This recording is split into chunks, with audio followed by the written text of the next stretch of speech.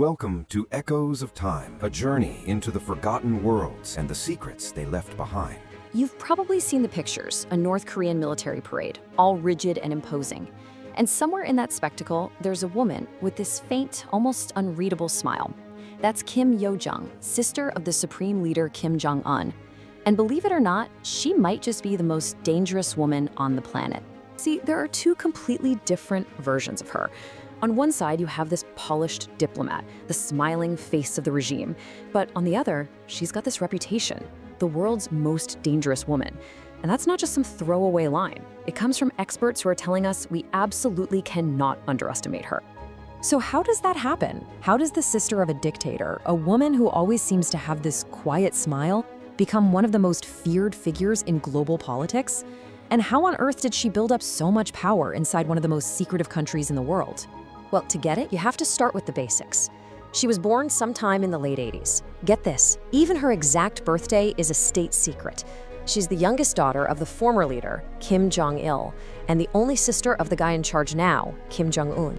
For the longest time, the only glimpse we ever got of her was this, the silent, dutiful assistant. You'd see her in the background handing her brother some papers, or famously holding an ashtray for him. The world saw a glorified assistant, but what was really going on was something much, much bigger.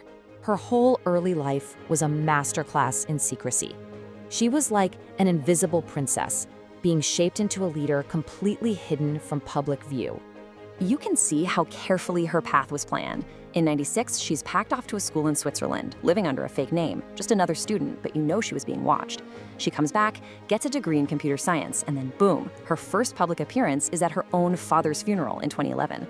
Just 3 years later, she lands her first major government job. And that first job is so telling. At just 23 years old, they called her tour manager. Sounds pretty minor, right? Like she's booking hotels? No way. She was controlling everything about her brother's life on the road. His travel routes, his schedules, all the logistics, even his security details. From day one, she was in a position of incredible control. So from logistics, she graduated to the regime's single most powerful tool, its propaganda machine. She literally became the architect of her brother's entire cult of personality. And her strategy was just brilliant and totally ruthless. First, she takes over the propaganda department. Then she starts this meticulous project of making her brother look and act just like their grandfather, Kim Il-sung, the founder of the country who's still worshipped like a god. In a country run by men, she became the undisputed queen of propaganda. But don't think this was just about making posters and slogans. Her control over the state's message was directly tied to the regime's brutal oppression. By 2017, her power was so clear that the United States government sanctioned her personally for her role in serious human rights abuses. But for a little while, the world got to see a totally different side of her.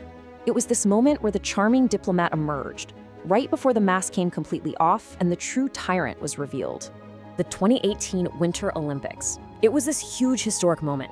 She became the first member of the ruling Kim family to set foot in South Korea since the Korean War in the 50s. And wow, she put on a show. She smiled, she was charming, she completely captivated the world's media. For a second, everyone thought, hey, maybe peace is actually possible. Yeah, that was just a very, very good act, because 2 years later, April 2020, Kim Jong Un just vanishes. He's gone from public view. And the rumors start flying, is he sick? Is he dead? Suddenly there's this massive power vacuum and the whole world is holding its breath. And into that silence, she speaks. For the first time ever, a statement comes out in her name. And it was absolutely vicious. She called South Korea a dog yelping in fear. The message couldn't have been clearer. My brother might be gone, but I am here, and I am ready to rule. So a few weeks later, Kim Jong-un pops back up. Now, you'd think maybe she'd get a slap on the wrist for being so aggressive, right? Nope, the opposite. She was rewarded. She was put back on the Politburo, which is the top leadership council. She came out of it more powerful than ever. That moment proved it. She's not just an advisor, she is the regime's real Iron Lady. Her power isn't just a political title, it's written in blood. She has completely mastered the brutal game of North Korean politics. And in that game, the path to the top is paved with the bodies of anyone who gets in your way. I mean, just look at the trail of violence here. In 2013, her own uncle is executed, and sources say she was the one pulling the strings. In 2017, her half-brother is assassinated with a nerve agent. In 2020, she personally ordered the demolition of a liaison office that was a symbol of peace with South Korea. And there are reports that officials have been executed just for not showing her enough respect. Her words are literally weapons. People who manage to escape North Korea, she calls them scum and filthy dogs, and she publicly threatens them with awful consequences for daring to leave. And she's not just aiming that venom at her own people. She has called a sitting US president an old man with no future, the South Korean president America's hungry dog. Her language is often even more aggressive, more unhinged than her brother's. So, all of this, it brings us to the biggest question of all. What does her rise to power actually mean for North Korea? And maybe more importantly, for the rest of us.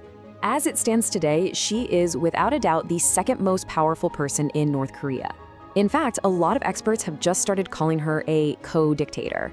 She's put out more than 40 official state proclamations under her own name, something that used to be only for the supreme leader.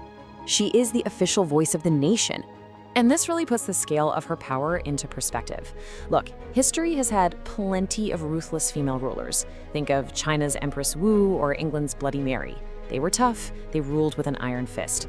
But here's the terrifying difference. Neither of them had their finger on a nuclear button. Neither of them controlled a modern state where every single piece of information is locked down. Yo Jong has both. So just think about her journey. She went from the silent assistant in the background to arguably the second most powerful person in the country. The real question isn't just about how dangerous she is now, it's if her brother were to disappear for good tomorrow, is the world actually ready for its first female nuclear-armed dictator? This was Echoes of Time. If you love powerful history stories, subscribe and continue the journey with us.